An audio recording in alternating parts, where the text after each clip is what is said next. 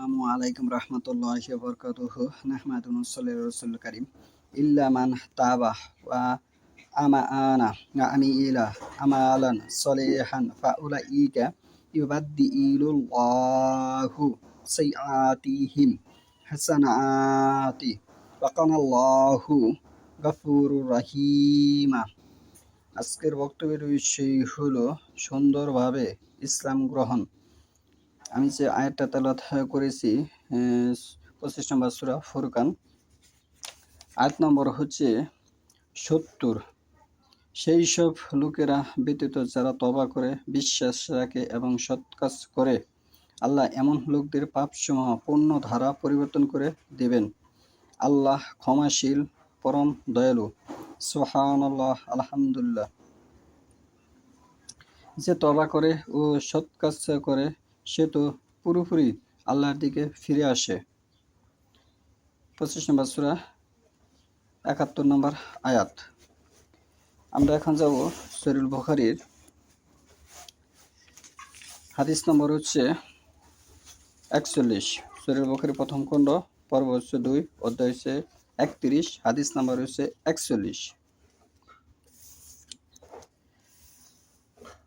আবু সাঈদ আল খুদরি রাদিয়াল্লাহু আনহু আখবারাহু আন্নাহু সামিআ রাসূলুল্লাহি সাল্লাল্লাহু আলাইহি ওয়াসাল্লাম ইয়াকুলু ইযা আসলাআ মাল আবদু ফাহাসুনা ইসলামুহু ইউকাফিরুল্লাহু আনহু কুল্লি সাইয়্যাতিন কানা সালাফাহা ওয়া কানা বা'দা সালিকাল কিসাসুল হাসানাহু বিআশরি আমসালিহা ইলা সাবই মিআত সিহফিন ওয়াসাইয়্যাতু বিমিসলিহা ইল্লা আয়াতা সাওয়াজাল্লাহু আনহা।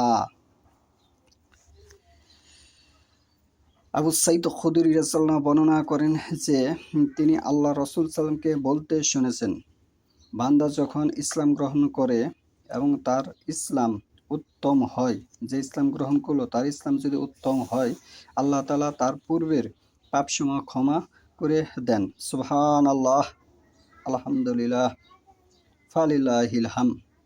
অতঃপর শুরু হয় প্রতিফল। একটি পণ্যের বিনিময়ে 10 হতে 700 গুণ পর্যন্ত, আর একটি পাপকাজের বিনিময়ে ঠিক ততটুক মন্দ প্রতিফল। অবশ্যই আল্লাহ যদি ক্ষমা করে দেন তবে তা অন্য ব্যাপার। আবু হুরায়রা রাদিয়াল্লাহু হতে বর্ণিত, তিনি বলেন, আল্লাহ রাসূল সাল্লাল্লাহু আলাইহি ওয়াসাল্লাম ইরশাদ করেন, তোমাদের মধ্যে কেউ যখন উত্তম রূপে ইসলামের উপর প্রতিষ্ঠিত থাকে তখন সে যে আমলে সলেহ করে তার প্রত্যেকটির বিনিময়ে 700 গুণ পর্যন্ত পুণ্য লেখা হয়, আর সে যে পাপ কাজ করে তার প্রত্যেকটির বিনিময়ে তার জন্য ঠিক ততটুকুই পাপ লেখা হয়।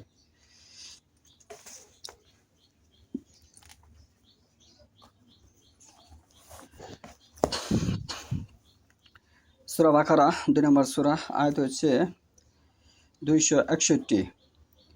যারা তাদের সম্পদ আল্লাহর পথে ব্যয় করে তাদের অবস্থা একটি শস্যদানার মতো, যা 7টি শীষ উৎপন্ন করে। প্রতিটি শীষে থাকে 100টি করে দানা। আল্লাহ যাকে চান তার সম্পদ বহুগুণ বাড়িয়ে দেন। আল্লাহ বড় দানশীল, মহাজ্ঞানী। তাহলে কোনো ব্যক্তির তবা করার পরে মানুষ ইসলামে কালেমে শাহাদত পাঠ করে তাওহীদের স্বীকৃতি যে ব্যক্তি দেয় সেই হচ্ছে মুসলিম। সাহাবীদের মাঝে এমন কোনো নজির নেই যে তারা ইসলামে প্রবেশ করার পরে কালেমে শাহাদত পাঠ করার পর আল্লাহ রাসূল সাল্লাল্লাহু আলাইহি ওয়াসাল্লামের হাতে বায়াত গ্রহণ করার পরে তারা আবার পুনরায় পাপ কাজও করত এবং ভালো কাজও করত। সেটা ইসলামে এমন কোনো নজির নেই। তাহলে আমরা ওইরকম কাজ করব না যেটা সাহাবীরা করেনি।